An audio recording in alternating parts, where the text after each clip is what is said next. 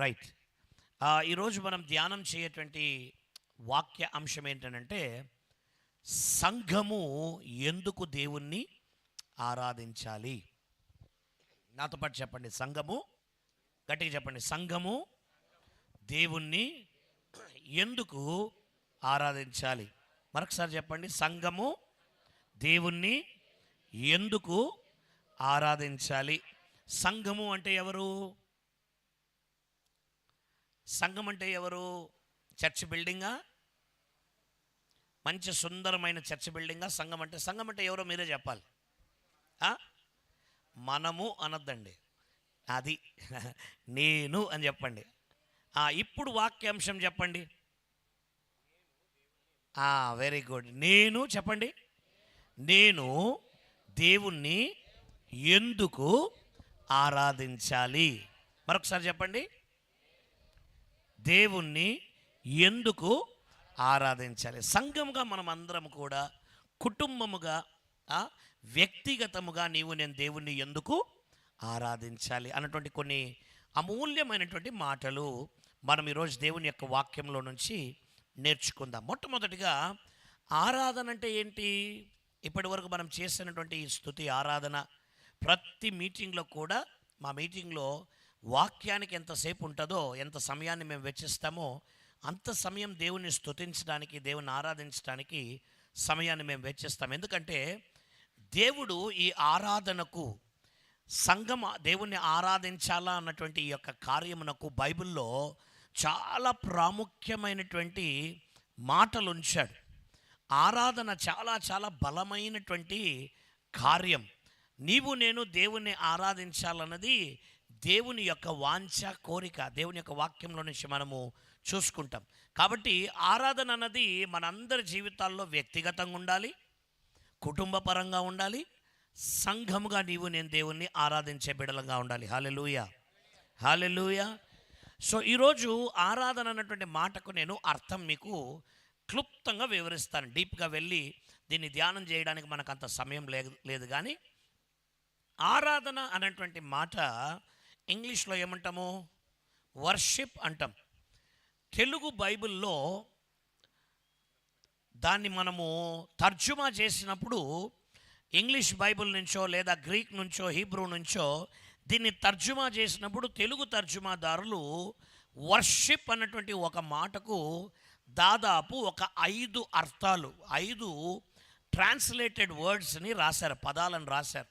అవేంటివో నేను మీకు చెప్తాను, జాగ్రత్తగా మీరు వినాలి, ధ్యానం చేయాలి, కంఠస్థం పెట్టుకోవాలి. ఎందుకంటే తెలుగు బైబిల్లో ఎక్కడ ఈ మాట కనపడినా, ఈ 5 మాటల్లో ఒక మాట కనపడినా దానికి అర్థం ఏంటి? వర్షిప్, ఆరాధన అని అర్థం. సో వర్షిప్ అనేటువంటి మాటకు తెలుగులో తర్జుమాదారులు ఇచ్చినటువంటి మొట్టమొదటి మాట ఏంటో తెలుసా? రాసుకునేవారు రాసుకోవచ్చు. మ్రొక్కుట. చెప్పండి, మ్రొక్కుట. మొట్టమొదటి మాట మ్రొక్కుట. రెండవది పూజించుట. చెప్పండి, గట్టిగా చెప్పాలి. పూజించుట. మొట్టమొదటిది మ్రొక్కుట, రెండవది పూజించుట, మూడవది నమస్కరించుట. చెప్పండి, నమస్కరించుట. నాలుగవది సాగిలపడుట. చెప్పండి, సాగిలపడుట. మొట్టమొదటిది మ్రొక్కుట, 2 పూజించుట, 3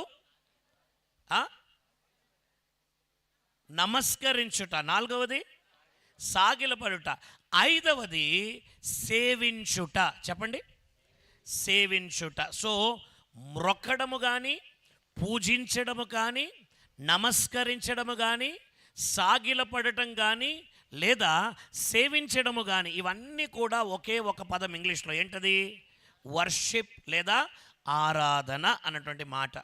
ఈ ఆరాధన అనేటువంటి మాటకు కరెక్ట్ అర్థం ఏంటి అనంటే, మన జీవితంలో ఏదైతే లేదా ఎవరినైతే ఎక్కువగా ఇష్టపడుతామో, ప్రేమించుతామో, లేదా మన జీవితంలో అందరికంటే మొట్టమొదటి స్థానము ఎవరినైతే కలిగి ఉంటామో, దేనికైతే ఇస్తామో దానిని దేవుని యొక్క బలిపీఠం దగ్గరకు వచ్చి దానిని దేవునికి బలిగా అర్పించి, ప్రభువా దీనికంటే నీవే నాకు ముఖ్యము, ప్రాముఖ్యము ప్రభువా అనడమే ఆరాధన. గట్టిగా చప్పట్లు కొట్టాలి. నేను మరొకసారి చెప్తున్నా, మన జీవితంలో దేన్నైతే ఎక్కువగా ప్రేమిస్తున్నామో, అది వస్తువు కావచ్చు, డబ్బులు కావచ్చు, మన పేరు ప్రతిష్టలు కావచ్చు, మన వెనకున్నటువంటి బ్యాక్గ్రౌండ్ కావచ్చు, మనకున్నటువంటి కుటుంబ ఆ పేరు కావచ్చు, మనకున్నటువంటి బ్యాంకు బ్యాలెన్స్లు కావచ్చు, బంగారు కావచ్చు, ఆస్తులు కావచ్చు, అంతస్తు కావచ్చు, లేదా ఎవరైనా ఒక మనిషి కావచ్చు, అది నీ భార్య కావచ్చు, నీ భర్త కావచ్చు, నీ కొడుకు కావచ్చు, నీ కూతురు కావచ్చు, నీ తోబుట్టువులు కావచ్చు, నీ బంధువులు కావచ్చు, నీ స్నేహితులు కావచ్చు, నీ ప్రేమికురాలు ప్రేమికుడు కావచ్చు. కానీ దేవుని యొక్క ఆరాధన యొక్క మాటకు నిర్వచనం ఏంటి అని అంటే, దేవుని సన్నిధానమునకు దానిని తీసుకొని వచ్చి, ప్రభువా దీనికంటేను నీవే నాకు ముఖ్యము, నిన్నే నేను ఎక్కువగా ప్రేమిస్తున్నానయ్యా అని చెప్పడము, అలాగ జీవించడమే ఆరాధన అన్నటువంటి మాటకు అర్థము. గట్టిగా చప్పట్లు కొట్టాలి మరొకసారి. ఈ ఆరాధన అన్నటువంటి మాట మొట్టమొదటిగా బైబిల్లో పాత నిబంధన గ్రంథంలో మ్రొక్కుట లేదా పూజించుట, నమస్కరించుట, సాగిలపడుట, సేవించుట, ఈ 5 పదాల్లో మొట్టమొదటిసారి ఒక పదము బైబిల్లో పాత నిబంధన గ్రంథంలో ఎక్కడ రాయబడి ఉందో తెలుసా మీకు? ఆరాధన అన్నటువంటి మాట మొట్టమొదటిసారిగా బైబిల్లో ఎక్కడ రాయబడిందో తెలుసా? తెలీదా? All right. ఆదికాండము 22వ అధ్యాయము 5వ వచనము. తన పనివారితో, మీరు గాడిదతో ఇక్కడనే ఉండుడి, నేనును ఈ చిన్నవాడును అక్కడికి వెళ్ళి దేవునికి మ్రొక్కి, మ్రొక్కి అన్న పదం మరలా మీ యొద్దకు వచ్చేదమని చెప్పి దహన బలికి కట్టెలు తీసుకొని పెట్టి తన చేతితో నిప్పును కట్టెని పట్టుకొని పోయెను. చాలు. మ్రొక్కి అన్నటువంటి మాట, ఆరాధించి మ్రొక్కి అన్నటువంటి మాట ఎవరు చెప్తున్నటువంటి మాట? ఇది అబ్రహాం చెప్తున్నటువంటి మాట. ఎన్ని సంవత్సరాల తర్వాత అబ్రహాంకి కుమారుడు కలిగాడు? దాదాపు 99 సంవత్సరాలు, 100.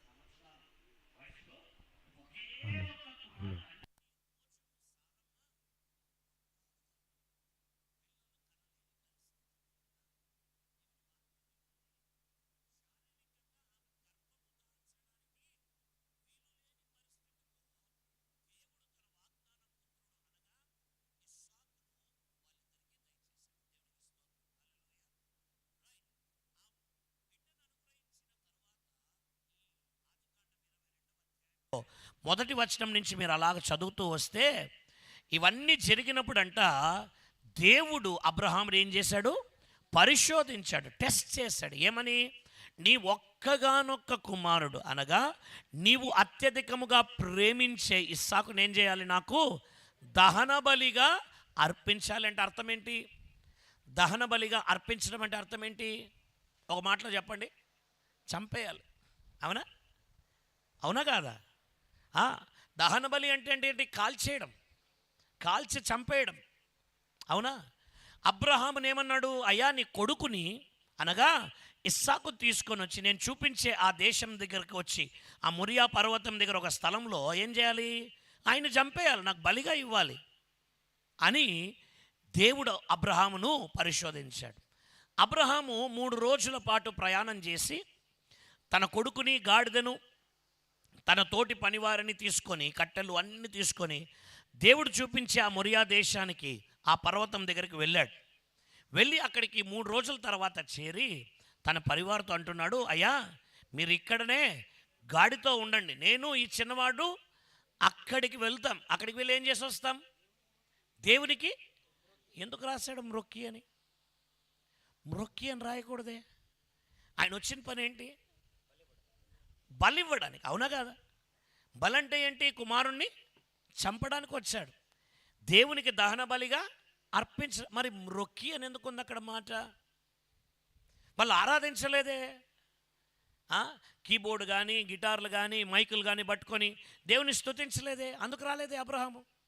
మరి ఎందుకు అక్కడ మ్రొక్కి అని ఉంది? మొట్టమొదటిసారిగా మ్రొక్కి అన్నటువంటి మాట, వర్షిప్ అన్నటువంటి మాట బైబిల్లో పాత నిబంధన గ్రంథంలో అక్కడే రాయబడింది. ఎందుకు అనంటే, ఇందాక నేను మీకు ఆరాధన యొక్క అర్థం చెప్పాను. ఏంటది? నీ జీవితంలో ఎవరినైతే ఎక్కువగా ప్రేమిస్తున్నావో దానిని దేవునికి బలిగా బలిగా అర్పించడమే ఆరాధన. హల్లెలూయా. అందుకే అబ్రహాం అన్నాడు, అయ్యా ఇదిగో నువ్వు నాకు అనుగ్రహించి నీ కుమారుణ్ణి నీకు అర్పించడానికి నేను వచ్చేసాను, మీరు ఇక్కడే ఉండండి, నేను దేవుని దగ్గరికి వెళ్ళి దేవుణ్ణి ఆరాధించి మ్రొక్కి వచ్చేదని. అంటే ఏంటి? ఈ శ్రేష్టమైన ఒక్కగానొక్క కుమారుణ్ణి దేవునికి అర్పించి, ప్రభువా 100 సంవత్సరాల తర్వాత పుట్టిన కుమారుని కన్నా దాన్ని అనుగ్రహించినటువంటి నీవు గొప్ప దేవుడవయ్యా. గట్టిగా చప్పట్లు కొట్టాలి. అది ఆరాధన. ఆరాధన అంటే అది కీబోర్డ్ వాయించడమో, లేదా మైకులో పాటలు పాడడమో, గట్టిగా చప్పట్లు కొట్టడమో, గంతులు వేయడమో, ఇది ఆరాధన. ఇది ఆరాధన చేయడానికి ఒక సహాయకారం, ఒక సహాయం. ఆరాధనలో ఒక భాగం ఇది. కానీ ఆరాధన అనేది మనము వ్యక్తిగతంగా హృదయపూర్వకంగా దేవునికి ఏదైతే శ్రేష్టమైనది అర్పిస్తామో అదే ఆరాధన. హల్లెలూయా. కొత్త నిబంధన గ్రంథంలో మొట్టమొదటిసారిగా ఈ మాట ఎక్కడ రాయబడింది? ఎవరికైనా తెలుసా? Very good. ఎక్కడది వాక్యము? మత్తయి సువార్త 2వ అధ్యాయము 2వ వచనం. ఈజీగా గుర్తుపెట్టుకోవచ్చు. ఏంటది? మత్తయి 2:2 చదువునానా? యూదుల, మైక్ పెట్టుకొని చదువు. నీకు మైక్ ఇచ్చారు కదా, పెట్టుకో, చదువు. లేదా ఆన్ చేసుకో, ఆన్ చేయి, ఎక్కడ ఉంది కదా, అంతా నీదే. ఇది తీసుకో, కార్డులెస్. Hello check. యూదుల రాజుగా పుట్టినవాడు ఎక్కడున్నాడు? తూర్పు దిక్కున మేము ఆయన నక్షత్రము చూచి ఆయనను పూజింపవచ్చితమని చెప్పిరి.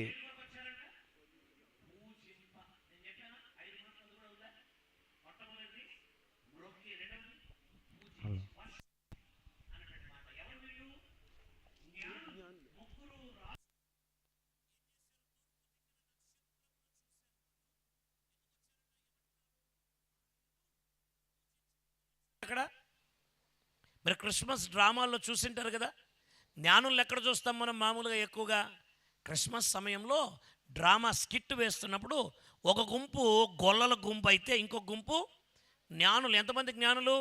3 జ్ఞానులు. ఏం చేశారు వాళ్ళు? ఏమర్పించారు దేవునికి? బంగారు, సామ్రాణి, బోలెములు. అవి చాలా విలువైనవి, చాలా విలువైనవి. బంగారు యొక్క విలువ ఇక్కడున్న మనకు అందరికీ తెలుసు. ఇప్పుడు దాదాపు ₹1,00,000 అయిపోయింది. అవునా కాదా?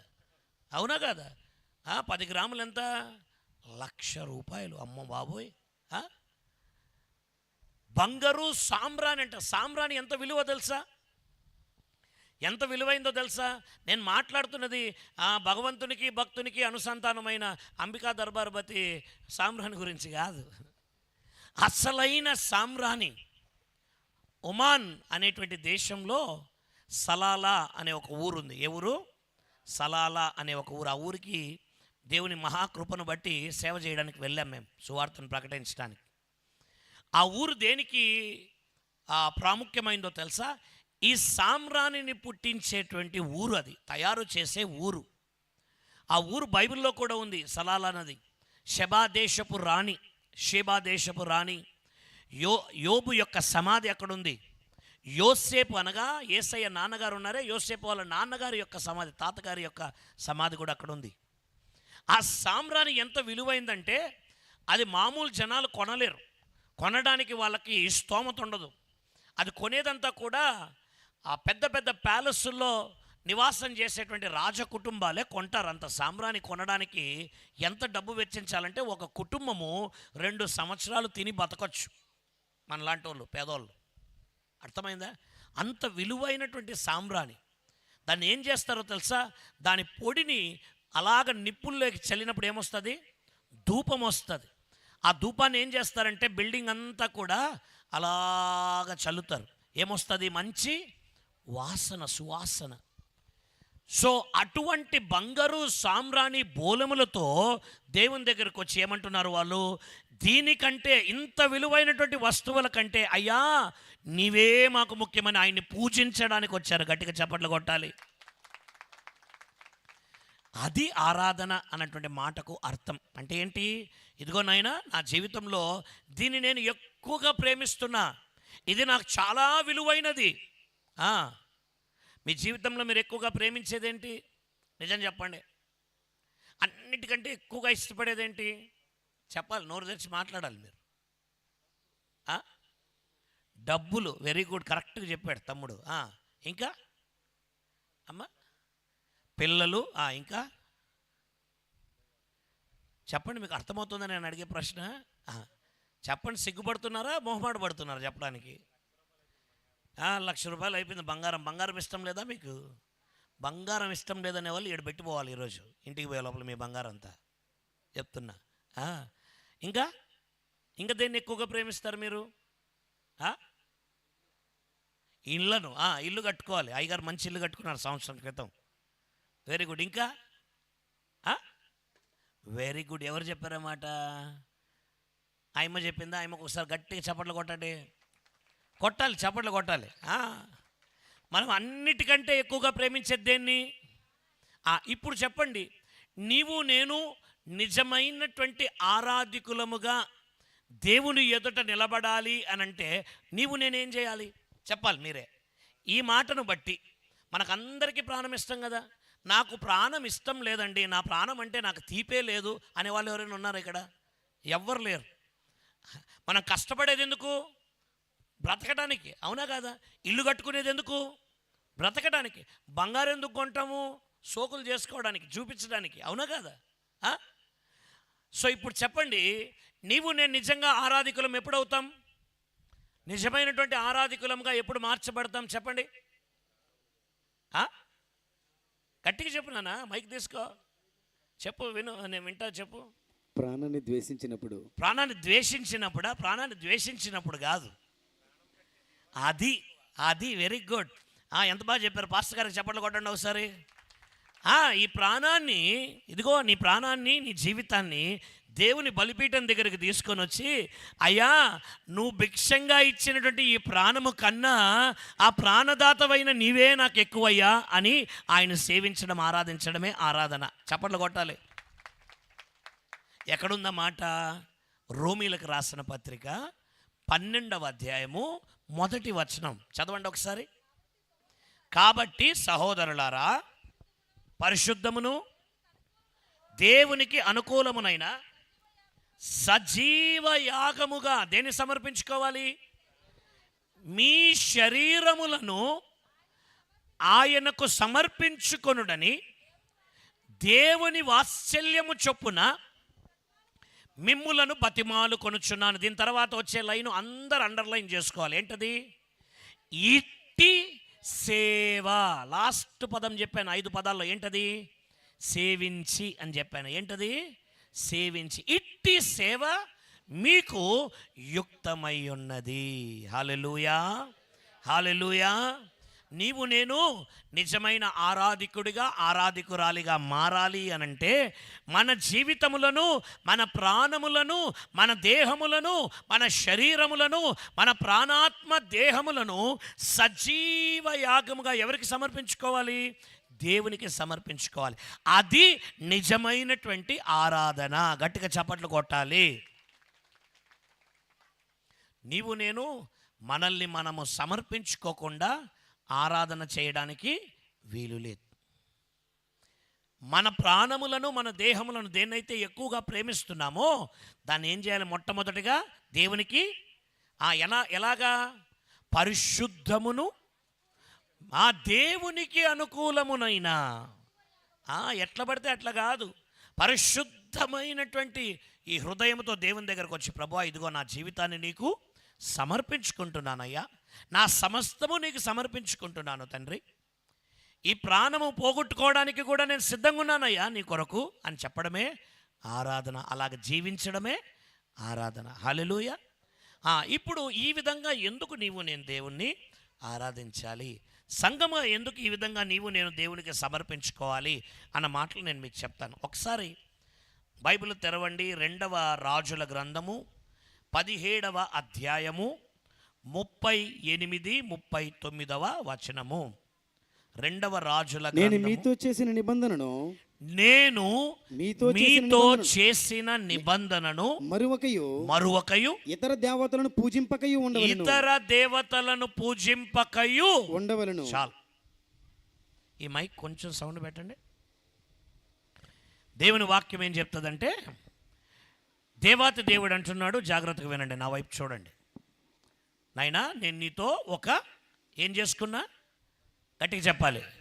నిబంధన చేసుకున్నాను. నేను మీతో చేసిన నిబంధనను మరవద్దండి. ఏంటా నిబంధన? నిబంధన అంటే అర్థం ఏంటి తెలుసా మీకు? నిబంధన అంటే అర్థం ఏంటి? అమ్మా, నా వైపు చూడాలి, అందరూ వాక్యం వైపు చూడాలి, వాక్యాన్ని ధ్యానం చేయాలి. నిబంధన చేసుకున్నాడంట దేవుడు. ఏం నిబంధన చేసుకున్నాడు? నిబంధన అంటే అర్థం ఏంటి? అగ్రిమెంట్, ఒడంబడిక. అవునా? ఇంట్లో ఎవరైనా బాడుకు వస్తే ఏం చేస్తారు? ఓనర్తో అగ్రిమెంట్ రాసుకుంటారు, అవునా? నిబంధన, ఒడంబడిక, ప్రమాణం కంటే మించినటువంటి మాట అది. దేవుడంట మనతో నేను మీతో నిబంధన చేశాను. నువ్వు ఆ నిబంధనను ఏం చేయాలి? మర్చిపోకూడదు. ఏంటి ఆ నిబంధన అంటే? నువ్వు ఇతర దేవతలను పూజింపకూడదు. అంటే అర్థం ఏంటి? దేవుడు నీ దగ్గరకు వచ్చి, నాన్న మిమ్మల్ని అడుగుతున్నా, దేవుడు మీ దగ్గరకు వచ్చి నువ్వు ఇతర దేవతలను పూజింపకూడదు అంటున్నాడంటే ఏంటర్థం?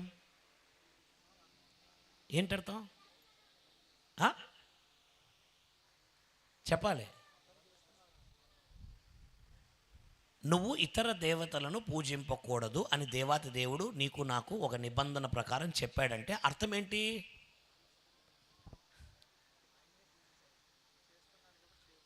చేస్తున్నారు కాబట్టి చేయకూడదనా? ఓకే, ఇంకా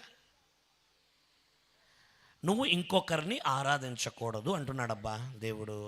అర్థం ఏంటి అంటే? అర్థం ఏంటి అని అంటే, నువ్వు ఇంకొకరిని ఆరాధించకూడదంటే నన్ను మాత్రమే ఆరాధించాలి అని అర్థం. అది దేవుడు మనతో చేసుకున్న నిబంధన. హల్లెలూయా. సంఘము కేవలము దేవుణ్ణి మాత్రమే ఆరాధించాలి. అది దేవుడు మనతో చేసుకున్న ఒక ప్రమాణం, ఒక నిబంధన. అందుకే దేవుడు అంటాడు, నా ప్రాణమా యెహోవాను సనుతించుము, ఆయన చేసిన ఉపకారములలో దేనిని మరవవద్దు. నువ్వు మర్చిపోకుండా ఉన్నప్పుడు ఏం జరుగుతుంది? కృతజ్ఞత ఎక్కువ అవుతుంది. కృతజ్ఞత ఎక్కువైనప్పుడు ఏం జరుగుతుంది? దేవుణ్ణి ఎక్కువగా మనము ఆరాధిస్తాం. హల్లెలూయా. సో దేవుడు సంఘంతో ఒక నిబంధన చేసుకున్నాడు. నువ్వు నన్ను మాత్రమే ఆరాధించాలి, నువ్వు నన్ను మాత్రమే స్తుతించాలి. సో మొట్టమొదటి కారణం ఎందుకు సంఘము దేవుని ఆరాధించాలంటే, ఆరాధన క్రీస్తుకు లేదా దేవునికి సంఘమునకు మధ్యన ఉన్న నిబంధన. హల్లెలూయా. నిబంధన, జాగ్రత్తగా వినండి మాట, ఇద్దరు వ్యక్తుల మధ్యలో మాత్రమే నిబంధన అనేటువంటి బంధం ఉంటుంది. ఎవరి మధ్యనది? భూలోకంలో శారీరకంగా వెరీ గుడ్, భార్యాభర్తల మధ్యలో ఏమని ప్రమాణం చేస్తారు? కలిమికైనను లేమికైనను. గుర్తున్నాయా? పెళ్ళయిందా నీకు? పెళ్ళి కాకనే ఎంత బాగా చెప్తున్నావు చూడు. నువ్వు అయిందా? పోన్లే, అట్లయితే పర్వాలేదు.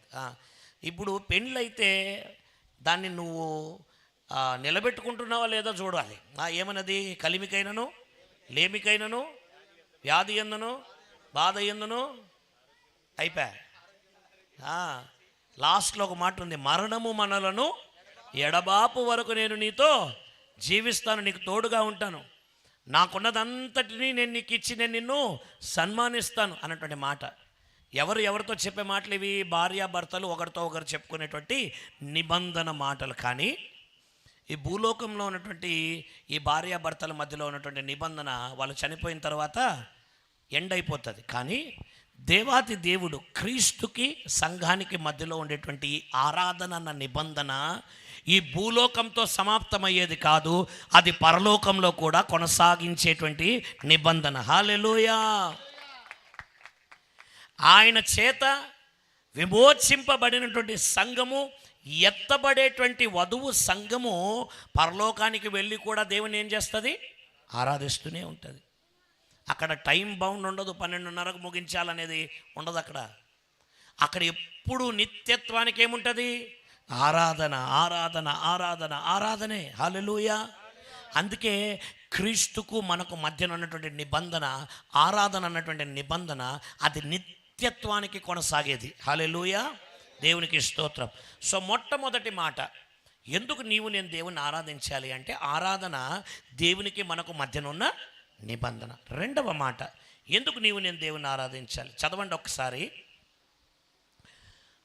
95వ దావీదు కీర్తన 6వ వచనం. ఆయన ఆ, మన దేవుడు, ఆ. మనము ఆయన పాలించు ప్రజలము. ఆయన మన దేవుడు, మనము ఆయన పాలించు ప్రజలము. మనము ఆయన పాలించు ప్రజలము, ఆయన మేపు గొర్రెలము. ఆయన మేపు గొర్రెలము. గొర్రెలము. రండి. చాలు. మరొక కారణం ఎందుకు నీవు నేను దేవుణ్ణి ఆరాధించాలి అని అంటే, మొట్టమొదటిది ఆయన మన దేవుడు. మనకు 100 మంది దేవుళ్ళు లేరు. మనకు ఆ రూపము ఈ రూపంలో ఉన్నటువంటి దేవుడు లేడు. మనకున్నది ఒకే ఒక దేవుడు, ఆయన పేరే యెహోవా. హల్లెలూయా, గట్టిగా చప్పట్లు కొట్టాలి. ఆయన అంటాడు ఆయనే మన దేవుడు. సో మనకు దేవుడు, ఒక దేవుడు ఉన్నాడు అని తెలిసినప్పుడు ఏం చేయాలి? మనం ఆయన్ను ఆరాధించాలి. రెండవది ఏంటి? మనము ఆయన పాలించు ప్రజలం. అంటే ఆయన మనకేమవుతాడు? రాజు. Very good. ఆయన మన దేవుడు కాబట్టి ఆయన మనం ఆరాధించాలి. మూడవది ఆయన మన రాజు కాబట్టి ప్రజలు ఏం చేస్తారు? రాజు లోపలికి ఇలాగ నడుచుకుంటూ ఆ ప్యాలెస్లోకి, అలాగ దాన్ని ఏమంటారు తెలుగులో, రాజభవనంలోకి అలాగ రాజు నడుచుకుంటూ వస్తుంటే పక్కలో 2-3 గట్టిగా అరుస్తుంటారు. ఏమని? రాజాధిరాజ, రాజమార్తాండ. సినిమాలు బాగా చూసాం మనం. రాజగంభీర. ఎంత బాగా చెప్తే ఫ్లోలో చెప్పేస్తున్నట్టు అయ్యగారు. రాజమార్తాండ, రాజగంభీర విచ్చేస్తున్నారో హో అంటేనే అలాగ ఒక మెడలో నుంచి ఒక చైన్ తీసి అలాగ విసిరేస్తాడు. ఎందుకు? పొగిడాడు కాబట్టి. హల్లెలూయా. మనం ఒక టైం నన్ను పొగడమని చెప్పు, వాని దగ్గర ఉండేది వెరుక్కుంటా నేను. పొగడతా. దాన్నే మన ఆత్మీయ జీవితాల్లో ఏమంటారు? ఆరాధన. హల్లెలూయా. దేవాతి దేవ, రాజాది రాజా, ప్రభులకు ప్రభువ, నిత్యము రాజ్యమేలుతున్న తండ్రి, 10,000లో అతి సుందరుడా, అతికాంక్షణీయుడా, ధవలవర్ణుడా, రక్తవర్ణుడా, నీ వంటి వారు ఒక్కరునూ లేరు. 10,000లో అతి సుందరుడవు, అతికాంక్షణీయుడవు, ఇహ పరములలో ఆకాంక్షణీయుడవు. హల్లెలూయా. షారోను పుష్పమా, లోయలోని పద్మమా, ఆయనను వర్ణించడానికి పదాలు చాలవు. ఏమై ఉన్నాడు ఆయన మనకు? దేవుడు. రెండవది రాజై ఉన్నాడు. తర్వాత ఆయన మేపు గొర్రెలం. అంటే ఆయన మనకేమవుతాడు? కాపరి. కాపరి యొక్క మాటలు గొర్రెలు వినాలా లేదా? ఎందుకు? రేపు ఎప్పుడైనా నిన్న రాత్రి పాడుకున్నాం. ఏంటది? వేటగాని ఊరిలో నుండి ఎవడైనా వచ్చి ఆ గొర్రెలను తీసుకోవాలని ప్రయత్నించిన, ఏదైనా ఒక జంతువు వచ్చి దానిపైన పడి, పులో, సింహమో లేదా ఎలుగుబంటో ఏదైనా వస్తే ఏం చేశాడు దావీదు? వాటి యొక్క నోళ్లను చీల్చివేశాడు. హల్లెలూయా. మన పరలోకపు కాపరి నిన్ను నన్ను నిత్యత్వము కాచి కాపాడే దేవుడు. హల్లెలూయా.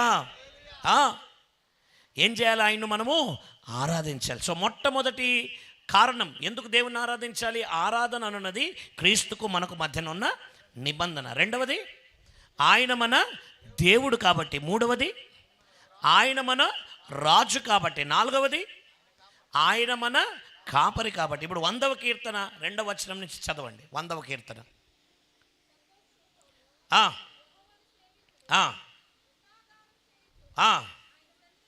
ఇప్పుడు జాగ్రత్తగా వినాలి.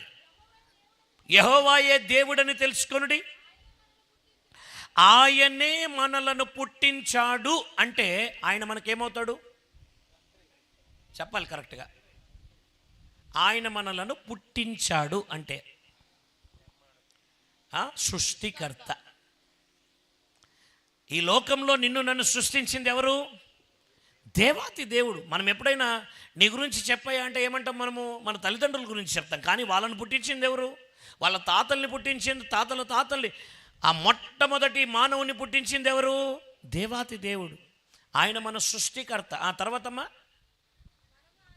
మనము ఆయన వారము, మనము ఆయన ప్రజలము. హల్లెలూయా. ఎంతమందికి రేషన్ వస్తుంది? రేషన్ షాపుల నుంచి ఇక్కడ రేషన్ తీసుకునే వాళ్ళు ఉన్నారా? Okay, very good. ఏం చూపించాలి మీరు రేషన్ కోసం? రేషన్ కార్డు, ఇంకొకటి ఆధార్ కార్డులో ఏమని ఉంటుంది?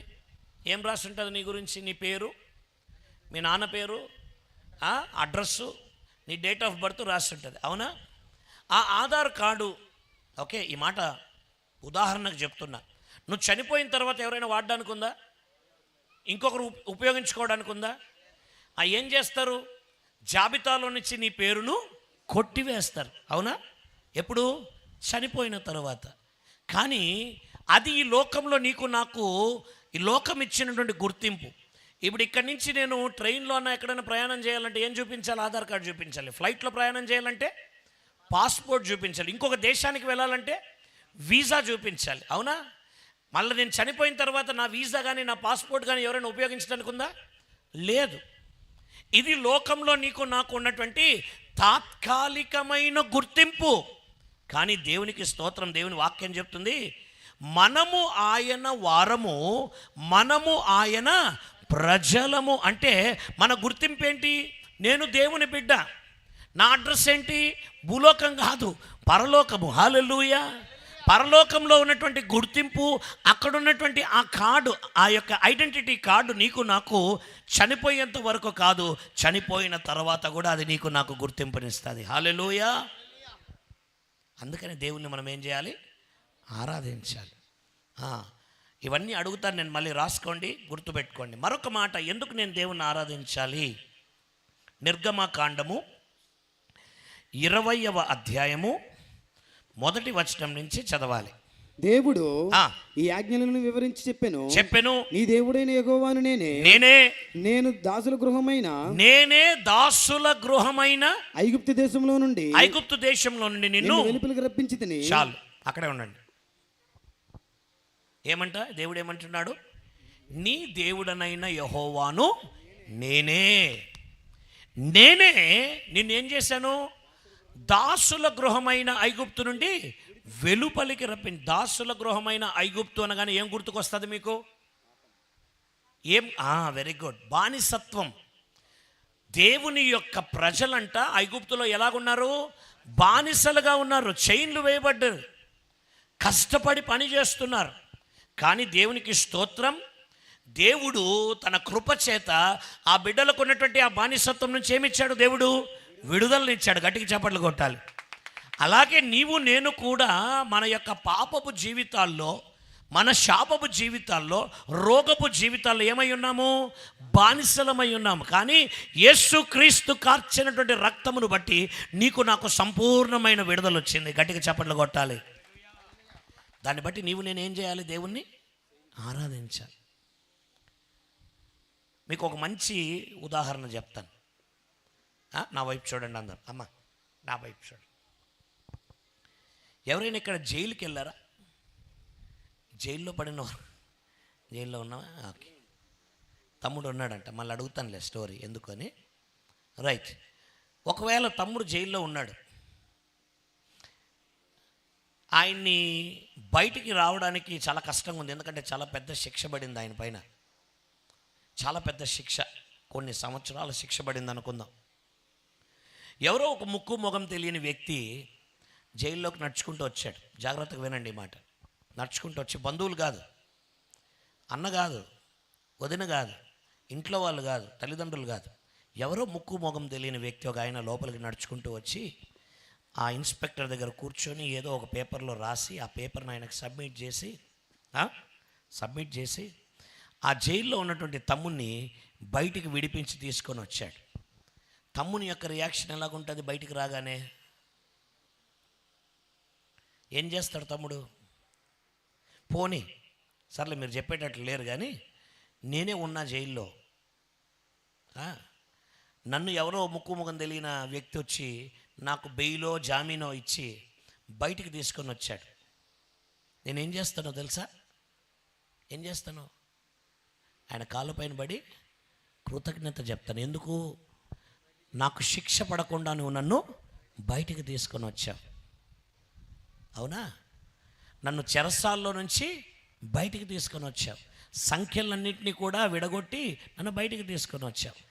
ఇది లోకరీత్యమైనటువంటి కృతజ్ఞత. మరి నిన్ను నన్ను నిత్యత్వానికి బంధకాల నుంచి, శాపాల నుంచి, పాపాల నుంచి, రోగాల నుంచి విడిపించిన దేవునికి నేను ఎంత కృతజ్ఞత చెప్పాలి? అందుకే నేను నిన్ను బయటికి తీసుకొని వచ్చిన వ్యక్తిని, ఆ యొక్క దాసత్వం నుంచి విడుదల చేసిన వ్యక్తిని, కాబట్టి నువ్వు ఏం చేయాలి? నన్ను ఆరాధించాలి. హల్లెలూయా. దాని తర్వాత చదవండి, నేను తప్ప వేరొక దేవుడు నీకు ఉండకూడదు, కింద భూమి అందే కానీ దేని రూపమును విగ్రహమునైనను వాటికి సాగిలపడకూడదు, వాటిని పూజింపకూడదు.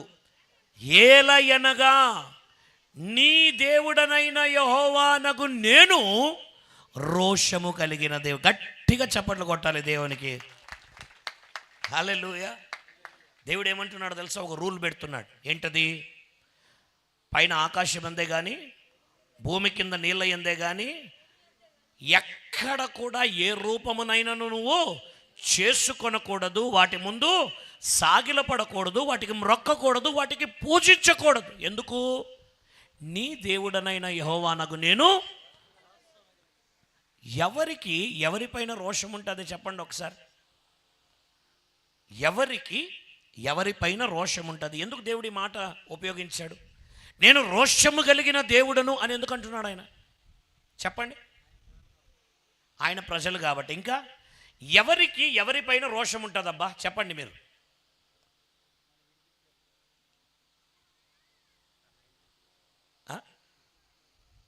చెప్పాలి, బాగా ఆలోచించండి.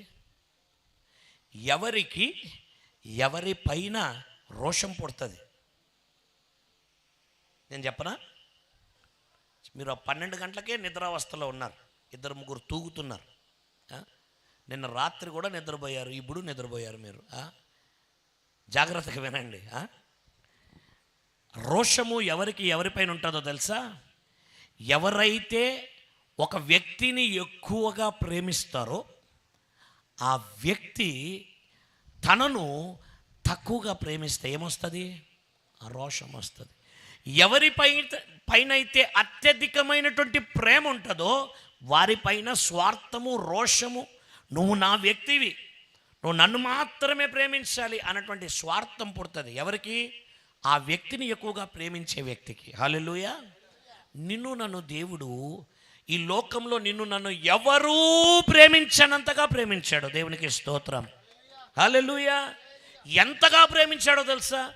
ఈ లోకంలో ఎవరూ చేయలేని త్యాగాన్ని తన ఒక్కగానొక్క ప్రియ కుమారుని యొక్క ప్రాణము ద్వారా వెలపెట్టి నన్ను కొనుక్కున్నాడు. అందుకే అంటున్నాడు, నీ పైన సర్వ అధికారము నాకే, నువ్వు నా సొత్తు, నువ్వు నా సొంతం, నువ్వు ఇంకొకరిని ఆరాధిస్తే నేను తట్టుకోలేను, నేను ఒప్పుకోను అంటున్నాడు దేవుడు.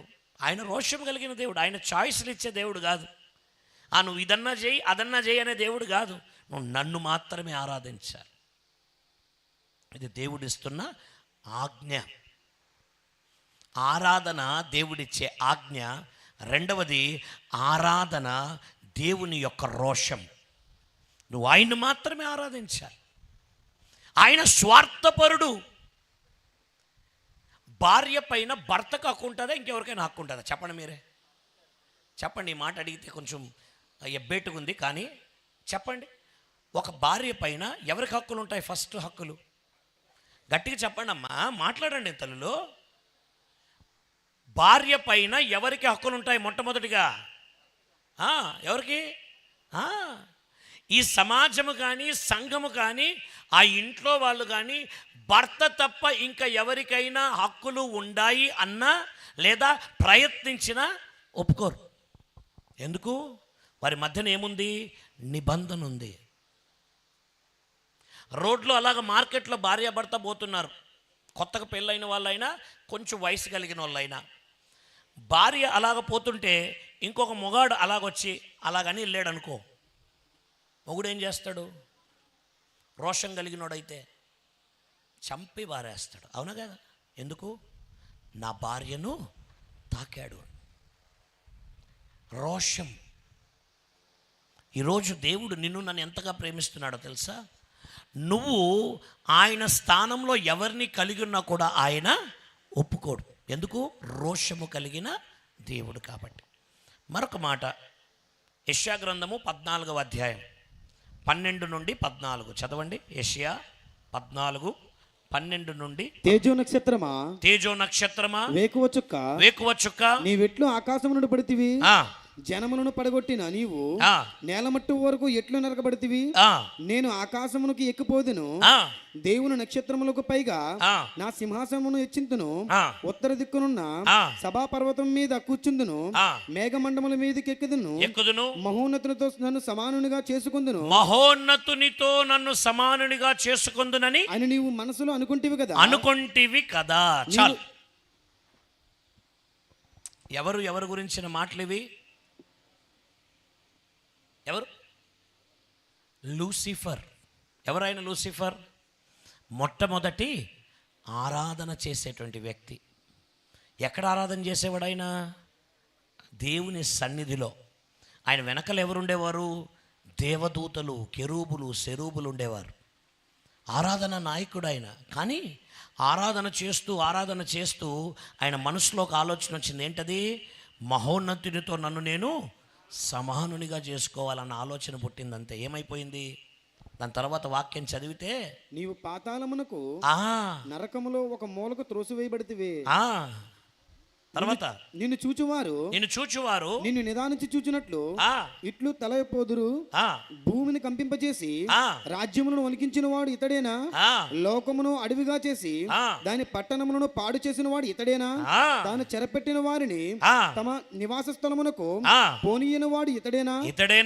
జనముల రాజులందరూ ఘనత వహించిన వారి తమ తమ నగరుల యందు నిద్రించుచున్నారు. నీవు సమాధి పొందక పారవేయబడిన కొమ్ము వలె నున్నావు. ఖడ్గము చేత పొడవబడి చచ్చిన వారి శవములతో కప్పబడిన వాడవైతివి. చాలయ్యా, ఇంకంతకంటే ఘోరమైన పరిస్థితి వద్దు. ఏమైపోయాడు? ఆరాధన చేసేవాడు పాతాళానికి త్రొక్కివేయబడ్డాడు. ఇప్పుడు ఈ మాట ఇక్కడ ఎందుకు చెప్తున్నానో తెలుసా? ఎందుకు నేను దేవుని ఆరాధించాలి అనంటే, ఏ స్థానాన్నైతే లూసిఫర్ పోగొట్టుకున్నాడో, ఏ స్థానం అది? దేవుణ్ణి ఎల్లప్పుడూ నిత్యత్వానికి దేవుని సన్నిధానములో అతి పరిశుద్ధ స్థలములో నిలబడి నిత్యత్వానికి ఆయన ఆరాధించే యొక్క ఆ స్థానములో నన్ను నిలబెట్టాలని దేవుడు ఆశపడుతున్నాడు. గట్టిగా చప్పట్లు కొట్టాలి. నిన్ను అక్కడ చూడాలని ఆశపడుతున్నాడు. అది ఆయన కోరిక. దానికి ప్రూఫ్ చూపించిన యోహాను సువార్త 4వ అధ్యాయము 23వ వచనం చదవాలి. అయితే యథార్థముగా ఆరాధించువారు ఆత్మతోనూ సత్యముతోనూ తండ్రిని ఆరాధించు కాలము వచ్చుచున్నది. అది ఇప్పుడును వచ్చే ఉన్నది. తన్ను ఆరాధించువారు అట్టివారే కావాలని ఎవరు కోరుకొనుచున్నారు? తండ్రి కోరుచున్నారు. అది చాలయ్యా. నేను యథార్థముగా దేవుని ఆరాధించాలని ఎవరి కోరిక? తండ్రి కోరిక. సో ఆరాధన తండ్రి యొక్క కోరిక. నేను ఆయన్ను ఆరాధించాలనేది తండ్రి యొక్క హృదయ వాంఛ. కీర్తన గ్రంథము 20వ అధ్యాయం 4వ వచనంలో ఒక మాట ఉంది, మనకందరికీ తెలుసు. అది నీ కోరికను సిద్ధింపచేసి నీ ఆలోచన యావత్తును సఫలము చేస్తును అని. మన జీవితాల్లో ఎన్నో కోరికలు దేవుడు తీరుస్తున్నాడు. ఆ తండ్రి అయినటువంటి దేవునికి ఒక కోరిక ఉంది. ఏంటది? నేను ఆయన్ను ఆరాధించాలి. హల్లెలూయా. మరొక మాట, ఎందుకు నేను దేవుని ఆరాధించాలి? 1 తెస్సలోనికైలు 5వ అధ్యాయము 16 నుంచి చదవండి. ప్రతి విషయమందును కృతజ్ఞతాస్తుతులు చెల్లించుడి, ఇలాగు చేయుట యేసుక్రీస్తునందు మీ విషయములలో తండ్రి యొక్క చిత్తము. హల్లెలూయా. గట్టిగా చెప్పండి, హల్లెలూయా. ఏం నేర్చుకున్నాము? ఆరాధన చేయడం తండ్రి యొక్క కోరిక. ఇక్కడేమనుంది? ఆరాధన చేయటం దేవుని యొక్క చిత్తం. ఎవరి విషయంలో? మన విషయాలలో. ఎన్నోసార్లు మనం దేవుని దగ్గరకు వచ్చి ఏడుస్తూ ప్రార్థన చేస్తుంటాం. ఏమని? ప్రభువా, నీ చిత్తాన్ని నా జీవితంలో నెరవేర్చు అని. ఏంటా చిత్తము? ఎప్పుడు నెరవేర్చిన వారం అవుతాము? ఎప్పుడు దేవుడు నెరవేరుస్తాడో తెలుసా? నీవు నేను దేవుణ్ణి ఆరాధించినప్పుడు. ప్రతి విషయమందు, కష్టమైన, బాధలైన, దుఃఖమైన, నష్టమైన, లేమి అయినా, వ్యాధి అయినా, బాధ అయినా, అన్ని విషయాల్లో ఏం చేయాలి? దేవుణ్ణి స్తుతించాలి, ఆరాధించాలి. అందుకే ఆ గొప్ప దైవ భక్తుడు యోబు అంటాడు, యెహోవా ఇచ్చెను, యెహోవా తీసుకొనును, సమస్తమును బట్టి దేవునికే. హల్లెలూయా. ఈరోజు నీకు ఏమున్నా ఏమి లేకపోయినా ఏం చేయాలి? దేవుణ్ణి ఆరాధించాలి. హల్లెలూయా. మరొక మాట, ఎందుకు నీవు నేను దేవుణ్ణి ఆరాధించాలి? 147వ దావీదు కీర్తన 1వ వచనం చదవండి. యెహోవాను స్తుతించుడి, దేవునికి స్తోత్రగానము చేయుట మంచిది, అది మనోహరము, స్తోత్రము చేయుట ఒప్పిదము. చాలు ఏమనుంది? యెహోవాను స్తుతించుడి, మన దేవునికి స్తోత్రగానము చేయుట ఏమంట? మంచిది.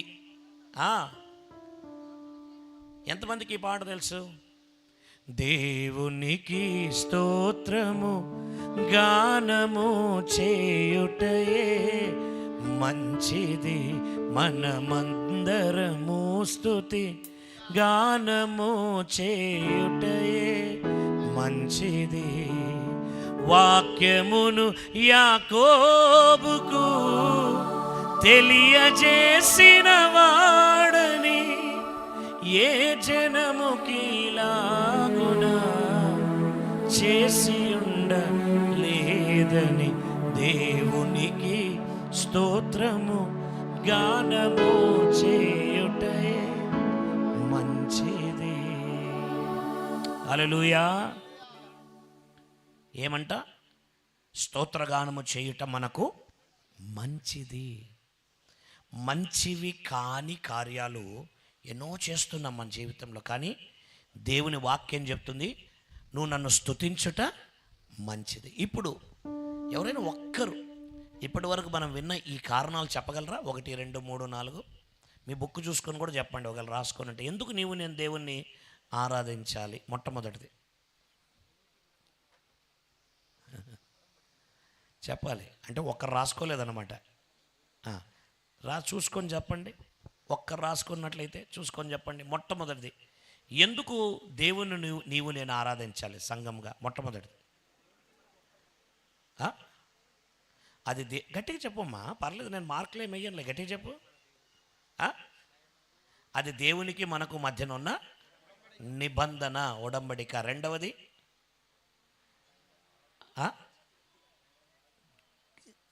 ఆయన మన మొట్టమొదటిది సృష్టికర్త. 4వ పాయింట్కి పోయినావు నువ్వు. మొట్టమొదటిది. రెండవది ఏంటి? స్తుతించుట, పూజించుట. నేను అడిగే ప్రశ్న అర్థమవుతుందా తల్లి? అమ్మో, భోజనానికి టైం అయిపోయిందని నాకు అర్థమవుతుందిలే.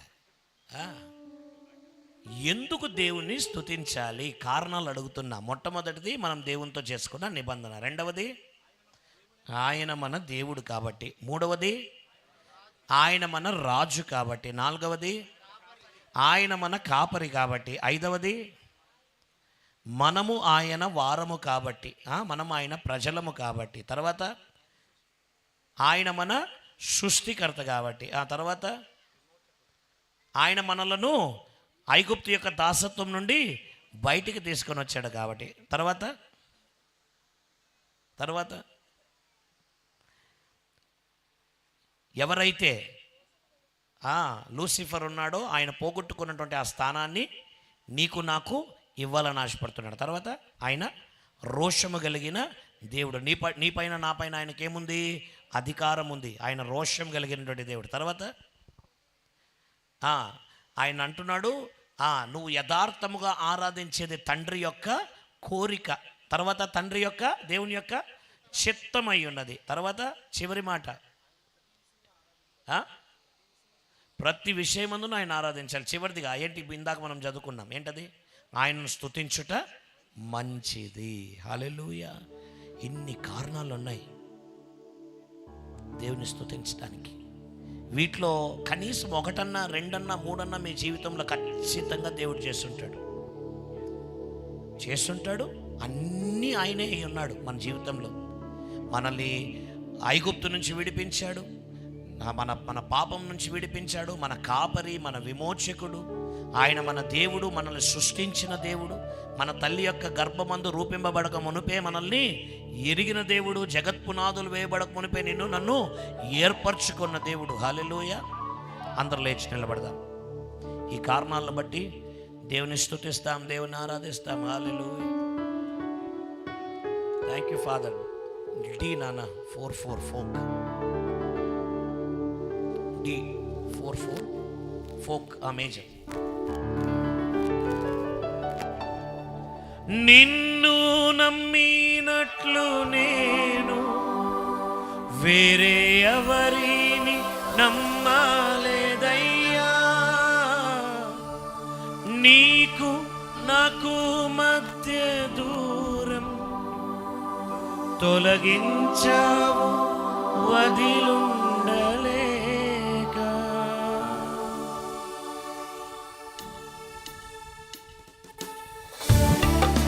చపలు కొడదాం.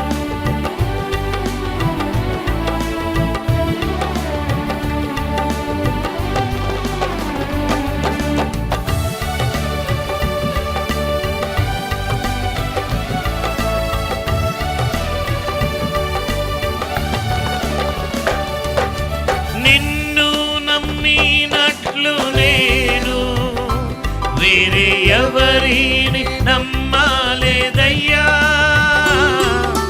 నీకు నాకు మధ్య దూరం తొలగించావు వదిలుండలేక. పాడదామా? వేరే ఎవరిని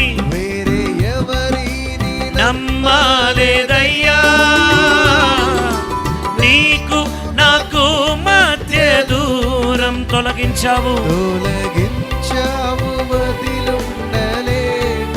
శబ్దమా? నా ఆనందం కోరేవాడా, నా ఆశలు తీర్చేవాడా. నా ఆనందం కోరేవాడా, నా ఆశలు తీర్చేవాడా. ఓ క్రియలున్న ప్రేమ నీది, నిజమైన ధన్యత నాది. యేసయ్యా పాడాలి. యేసయ్యా యేసయ్యా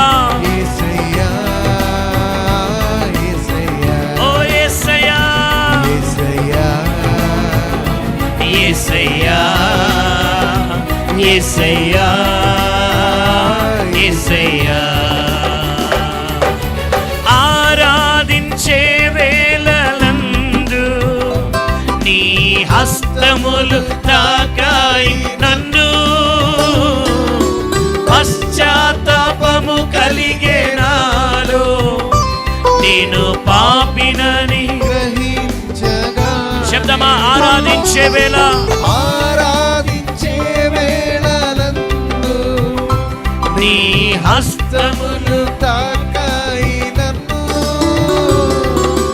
పశ్చాత్తాపము కలిగే నాలో నేను పాపినని గ్రహించగానే. నీ మేలకు అలవాటయ్యి నీ పాదముల్ వదలకుంటిన్. యేసయ్యా నీ మేలకు అలవాటయ్యి నీ పాదముల్ వదలకుంటిన్. ఓ నీకిష్టమైన దారి కనుగొంటిన్ నీతో చేరి. యేసయ్యా యేసయ్యా యేసయ్యా యేసయ్యా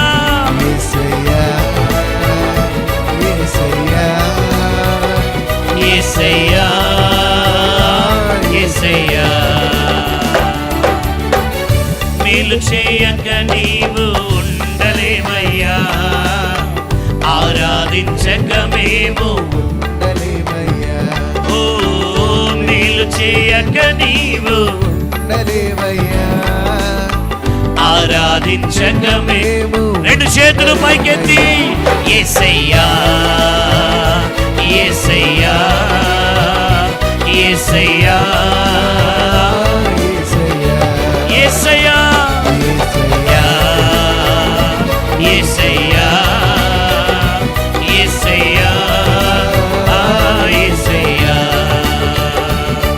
నీ సన్నిధానములో సంపూర్ణ సంతోషం, ఆరాధించుకునే విలువైన అవకాశం. పాడదాం. నీ సన్నిధానములో ఓ సంపూర్ణ సంతోషం, ఆరాధించుకునే ఆరాధించుకునే విలువైన అవకాశం, కోల్పోయినవన్నీ నాకు ఇచ్చుటకును బాధల నుండి, బ్రతికించుటకును, కోల్పోయినవన్నీ నాకు ఇచ్చుటకును, బాధల నుండి, బ్రతికించుటకును.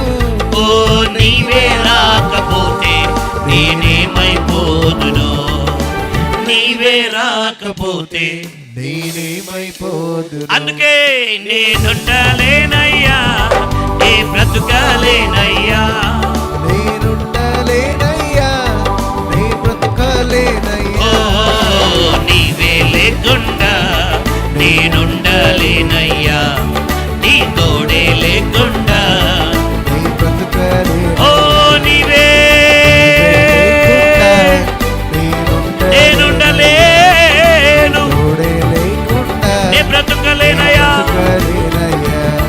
నా ఊపిరాగే వరకు నీతోనే జీవిస్తా, ఏ దారిలో నడచినా, నీ వెంటే నడిచొస్తా, నా ఊపిరాగే వరకు నీతోనే జీవిస్తా, ఏ దారిలో నడచినా, నీ వెంటే నడిచొస్తా. విశ్వానికి కర్త నీవే నా గమ్యము, నీ బాటలో నడచుట నాకెంతో ఇష్టము. విశ్వానికి కర్త నీవే నా గమ్యము, నీ బాటలో నడచుట, నాకెంతో ఇష్టము. ఓ నిన్ను మించిన దేవుడే లేడయ్యా, నా యేసును మించిన దేవుడే లేడయ్యా. అందుకే నేనుండలేనయ్యా, అవే నీ బ్రతుకలేనయ్యా, అవునయ్యా, నేనుండలేనయ్యా, నీ బ్రతుకలేనయ్యా, నీవే నేనుండలేనయ్యా, శోథోయారమాతే తోడే లేకుండా యేసయ్యా,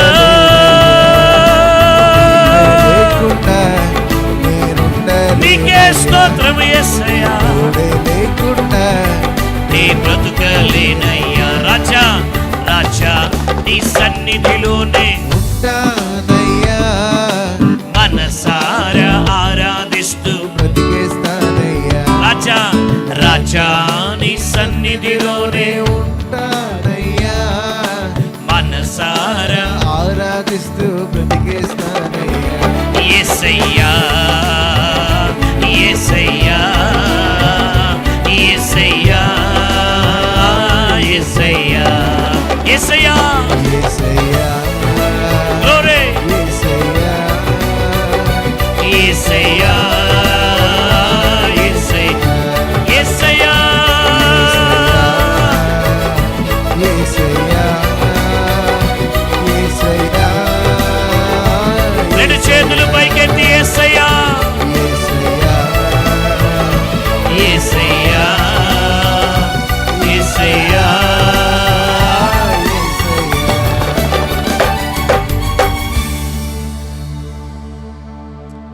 యేసయ్యా యేసయ్యా యేసయ్యా యేసయ్యా చెప్దామా? యేసయ్యా పాడాలి. యేసయ్యా, యేసయ్యా, యేసయ్యా, యేసయ్యా యేసయ్యా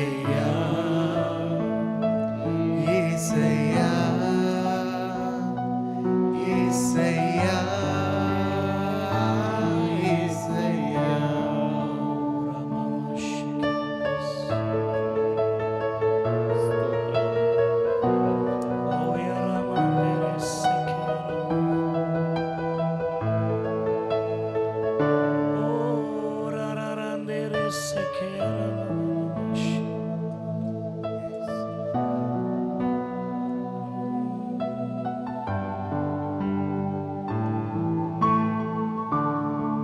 పరిశుద్ధుడా, ప్రేమ నమ్మకము గల మా ప్రియ పరలోకపు తండ్రి, మీకు వందనాలు.